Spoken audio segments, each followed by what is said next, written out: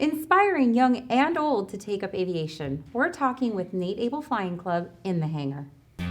I used to be a well-respected member of the aviation community, and then I started flying to Cirrus, and that changed. Oh, that was great until the engine quit. And all of a sudden I see these explosions and these trees exploding. I'm walking away a better pilot because of this discussion. Welcome to In the Hangar. I'm Christy Wong, and today we're here with Tom, James, and Gary from Nate Abel Flying Club. Welcome. Thanks for having us. All right, well, tell me how all this got started. What is Nate Abel Flying Club? Well, essentially, it began in 2013 with a Young Eagle flight with my son Tyler and Nate. And after the flight was over, they shook hands, and it seemed like at that exact moment, it ignited my son's passion for aviation. All right, and we've actually got a clip from Tyler himself. So it was January 5th, 2013. I took my first Young Eagles flight with Nate. And one of the things that really stuck out with me with Nate was how much he had a passion for educating children, getting children and young people involved in aviation. I'll just never forget the feeling of taking off. And it's kind of funny because now, because I'm flown so much, that feeling's kind of numbed away a little bit, but it's a very sinking feeling in your stomach. And we came in, landed, and signed the Young Eagle certificate in the logbook. I still keep that right next to my big professional logbook that I have right now that I keep. This was ultimately Nate's last Young Eagles flight, and we found out later, a couple days, he actually came down and was diagnosed with stage 4 colon cancer. So this all happened in less than about 2 weeks. So kind of intense to kind of experience that, especially I was 13 at the time, so not exactly an adult to kind of understand what was all going on. And I'll never forget, he was always had his RC helicopters. He was flying around the hallways and was chasing the nurses down, and just always still had a great attitude through all this. Everything was kind of not looking really great, but he still had an amazing attitude, and there's a lot to be said about that. I don't necessarily know if I could continue on like that, but he was, and I think that's kind of a metaphor that everyone should try to do. Just, it was an amazing thing that had happened in less than 6 months, and I kind of knew that his passion for educating young people and getting people involved in aviation kind of been passed on through me. So that was kind of I knew I had to continue on, get all my ratings, keep flying, and make sure, get involved in the EA Young Eagles program. The second that I could be legally go fly for Young Eagles, definitely go do it. As well as, we kind of had this seed idea, or, it became later the idea for the Nate Abel Flying Club. Wow. Well, that's amazing. So tell me more about Nate and how all of this got started. Well, Nate was a commercial pilot, multi-engine, balloon pilot, flight attendant for American Airlines, and he was our local EAA chapter's Young Eagle coordinator.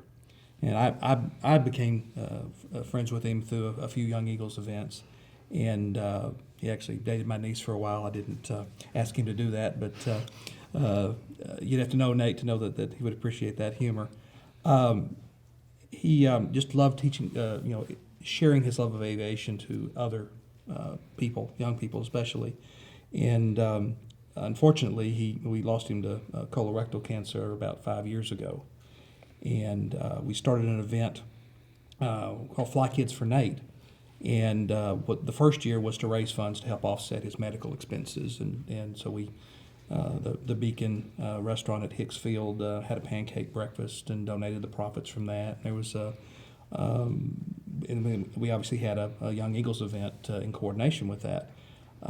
So that's kind of how the core group got started. And then, I don't know, a year or so in, AOPA had put out a win this plane to start up a flying club, and we're like, well, we've got as good a case as anybody. So Tom and Smitty and Tyler started working on the application for that, and I'll kind of let them take over from that point. Okay. So Tyler was actually a student of mine in middle school. I was a middle school band director, and he was one of my students, and Tom was a band parent. And Tom was always the kind of go-get-'em type of parent and get-it-done type of person. And we became friends because Tyler and I kind of started aviation at the same time, around 2013. We'd fly radio-controlled foamies in the schoolyard and stuff like that. And we were following the AOPA magazine and articles, and we saw the advertisement come up that they were opening a giveaway for an airplane. And we were both like, let's do this. And I think probably most people were a little skeptical. And it started in my living room with Tom and Tyler and another one of our guys, Steve, and we just were hashing out this application. It's almost like a grant application Yeah, type 14 of thing. sections, pretty thorough. So we started going through that, and I think probably now we can probably admit Tom and I were definite believers. Like we felt like we were getting that airplane.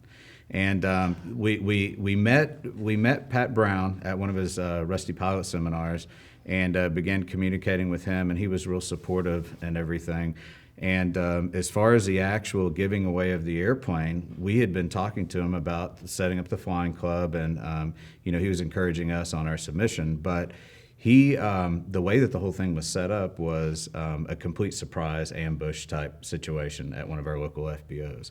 And for everybody that knows Pat, he's just nice enough that he would have done what he set up for us, which was he was going to meet with us so that he could get somebody on the telephone Right. to help us with some legalities with a nonprofit and that sort Setting of up thing. the club, yeah. Yeah. So he was having us meet, and we were both on the phone, like, what do you think's going on with Pat? Is he, and, we both were like, Pat's just a nice enough guy that he would take a day to spend a dinner with us and, do that whole thing. And we actually were awarded the airplane. He flew up to an FBO, called us in, said he had a meeting for us, and he was going to set us up with the AOPA attorney, put his iPad Skype up. meeting. And the funny thing was, it was about 13 days after the award date. So we were kind of thinking that at that point, October 1st, they were supposed to announce who won the plane. So we were kind of going through the first and second and third. We hadn't heard anything. And we're like thinking, well, maybe somebody won it, and they're going through all the background stuff they have to do to, announce it. So we were kind of floating along with that. And I guess it was like the 10th or something when Pat called us, and that's kind of got us kind of going, uh-oh, maybe there's something going on here. And again, back to the 13th when Pat came up from Houston and met us at the FBO. And I don't know what his experience, we got there at different times, and I get there, and Pat meets me in the parking lot and goes, oh, by the way, Tom, there's a camera crew in that conference room while we're doing this Skype meeting with the attorney, just following me, it's almost like live PD guys. Oh, it's just here to film me. So I'm like, I'm about to faint now because I'm pretty sure we've won the plane. And so we go in and sit down, and then, the rest is sort of history from that part. But I'll add back to the one thing that we struggled with during the application process. It was 14 sections, and it was you loaded it into their format on the online format. Well, we had spent a week or so writing narratives for each section, and they were very thorough because we wanted to tell the complete story of how we were going to run the flight club, because it was basically a detailed business plan. And so we got it all done, and Smitty went to load it in there and found out that it only took 700 characters. Oh, no. And we had some that were like 1,400 or 14,000 even, So one of the things I give full credit to Smitty on was that he contacted Pat and said, all right, well, we've got so much of a story to tell, but we can't really get it all in the way we want it in the narratives. Can we produce a video? And he checked with Frederick, because there was nowhere to upload a video, but we could put a link in there. Would they accept that? And they said that'd be fine. So we shot an iPhone video, did dubs in our closets to do the voiceovers, and then we included that as part of our application. So that had helped us, get the full story, because the other part of this was when we decided we were going to do this, we met with John Pops Abel and Barb Abel, Nate's parents, and got permission to do this because, we just didn't know what they would feel about it. Knowing that they want to keep Nate's memory alive, and the best way to do this would be the club. And so we went through all that, but and it all rolled into that one day where, Pat came and met us at the FBO over at Meacham. So tell me about the airplane that you guys actually won. Well, it's a 76 150. It was totally renovated by Aviat, one of their, I forget what the name they call the program, but The Reimagined 150. Reimagined 150s. And it was, just absolutely gorgeous, probably the nicest 150 you'd find around right now. And when they showed up with it, we were just tickled to death with it. And So her name is Tweety. Her name is Yep. Tweety. 'Cause Bright she's yellow. Bright yellow, yep. Right, yeah, you can't miss her whenever you see her, and she makes friends everywhere she goes because people will see it and they say, oh, that's the AOPA giveaway plane. And the neat thing about us is we're probably one of the few people that received an AOPA giveaway plane that didn't have to sell it, because most people when they get them, there's a big tax liability that comes with it. Because we're now 501c3, there was no tax when they transferred it to us, so That's it allowed us to amazing. keep the plane. But it also we can't sell it for a profit either, because we either have to give it to another 501c3, so it was kind of their way of making sure we made good on the promise. It's a gift that keeps on giving. Yeah, right. absolutely. So, and you guys also purchased you were able to purchase a second airplane eventually.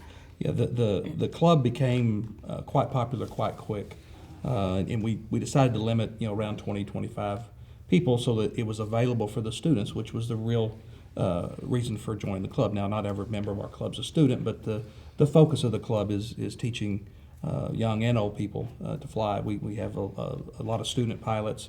We also have some rusty pilots who've come back. We've had two that are still very involved in running of the club, and we're thankful for that. So we decided that we need to start looking for another airplane. And of course, the first thing we looked for is another hangar, because that's harder to find around here than airplanes. So we kind of found both at the same time. And a friend of mine had sent me a message that, hey, what do you think about this 172? Do you think it's a fair deal? And I looked at it, and I knew the club, we were, everybody was kind of looking their own ways. And I thought to myself, if he doesn't buy it, we're gonna. And so I told him that. I said, if you're not serious, you're not going to buy it, please tell me, because we'll probably buy it if it's what's pictured. And sure enough, talked to Tom and a few of the others, and we set out and did an initial look and a second look, and went and flew it, and told the guy, yep, it's ours. We pending a pre-buy and all the legal requirements. And so and then now we're at 40-something members, and some talk about another plane. We're still talking about that, because we're an all-volunteer organization, Right. and having 40 members is a little daunting for the officers, and having 60 or more starts getting even more daunting. So I understand. we're taking that step slowly. So talk to me about the Young Eagles, the Fly Kids for Nate event that you guys do every year. Basically, it's started off, like I said, back when Nate was still in the hospital, and in the history of this, we did the benefit, the first one. He passed away the next day, and wow. yeah, and so it's a memorial event every year now. Some years it's on his the date of his death, like it was last year. So it was the 5-year anniversary of his passing and the 5th anniversary of our doing. It's on Memorial Day. On Memorial Day every year. Really, it kind of started with the Beacon with Christy and Gene, and they're not open on Mondays, and they wouldn't be open on that holiday. So they open up. They do free pancake breakfast, and they say it's a pancake breakfast, but they serve eggs and bacon, a full breakfast. And we do, on a separate part of the airport over there, we do the Young Eagle flights for bringing kids in. And we used to fly everybody, because that was kind of a smaller group. And then it got so popular that we flew almost, total people with 10 planes, almost 200 people. Yeah. So I brought my airplane, Right. and So I this was year able you to. were part of it. So this year we went to a strict Young Eagles program. 8 to 18. Only a one parent if needed kind of thing, because it got too big. Oh, it's insane. Yeah. I mean, We had parking issues with the airport. Yeah, We because had- Hicks is really not very good for parking, because every square foot of that place is a hangar or something. We've actually had to turn away pilots now because we don't have enough space on the ground Wow. and in Yeah. the air to do the Young Eagle flight safely. So it's become a real popular thing. but that's a good thing. It's the best That's problem to such a good have. thing. And It's we actually the best problem. have a couple young pilots in our club now that were Young Eagles that flew at Through Nate. that process. Yeah, went through the Fly Kids for Nate. So, our goal is obviously not only to bring back. We had one of our rusty pilots hadn't flown in 60 years. He's in his 80s, and through Pat's seminars, he learned about our club and other clubs, and he inquired, and we brought him in, and he went through and flew with Smitty, did the checkouts as a CFI, and just to make sure he was up to speed, and he did his first solo in 60 years. It was just insane. But then we have 15-year-old kids that are just getting started. But I think that in keeping with Nate's vision of being open for aviation for youth and such. We're doing a good job of that. So. You guys are doing an incredible job. So thank you for everything you do. How can people get involved by either joining the club or maybe giving back and helping support you guys during the Fly Kids for Nate event? You can typically the Fly Kids for Nate event, there'll be Facebook postings on social media. There'll be Twitter postings. You can go to our website, which is nateabelflyingclub.org, and the information will be there. We're 501c3, so we'll take a donation anytime. Anybody wants to give us some cash. We've been very fortunate to. We're probably one of the cheapest places to learn to fly, but the problem is now we're a victim of our own success, so we don't have a lot of openings. Yeah. So we're very careful when we take a new member on. We don't want anybody occupying a seat. We're looking for people that love Actively aviation. learning Yeah, and actively going for a learning. next rating or something to Yes. improve. Yeah. That's incredible. Is there anything else you want our viewers to know about Nate Abel or the Flying Club? Just the fact that that Nate loved to fly, and Nate was a good friend of mine and everybody else actually, and I know he'd be real happy knowing what's been done in his name, and that's one of the reasons we do it. But we also do it for the love of aviation, which we all have. Absolutely. And starting a flying club ain't easy. It's a lot of work, and we had our vision, and it's been hard, and we've stayed in alignment with it. I think we keep in touch with the AOPA quite often and give them updates on our progress. I think we had a list, I don't have it with me, of how many, we've had like 6 or 7 solos. We've had 4 or 5 private pilots out of the club now. We've had some get instrument ratings. A couple CFIs. Yeah, a couple of CFIs, and then we also have 2 kids in college programs right now. Josh Chastain's out at LeTourneau, my son's at UND. So we've got actually Carter's at TCC, so we got 3. But that's our goal, is to keep these rolling and keep the kids moving forward and feeding the system, so to speak. Because obviously the pilot shortage is a big thing, and airlines are looking for people, and so this is where it starts. At the flying club level, the local flight schools, all of us are bringing people from high school age on up and getting them started in aviation. So that's the important part about this, and we take it very seriously. I mean, it's we uptime for our planes. We have Pops as our A&P, so we're lucky that we have Nate's dad is our A&P for our club, and with 2 planes, we're keeping them pretty busy. So that's one of the things we look at is how do we handle a 3rd plane? So we may end up doing that at some point, but right now it's just we got a lot going on. Well, thank you guys so much for joining us today, and thank you for everything that you do for the community and for aviation as a whole. We've provided a link in the description below for the Nate Abel Flying Club. If you're interested in getting more information, definitely be sure to hit them up. Please consider supporting them. And as always, if you like what you see here, watch, subscribe, and share. We'll see you next time in the hangar.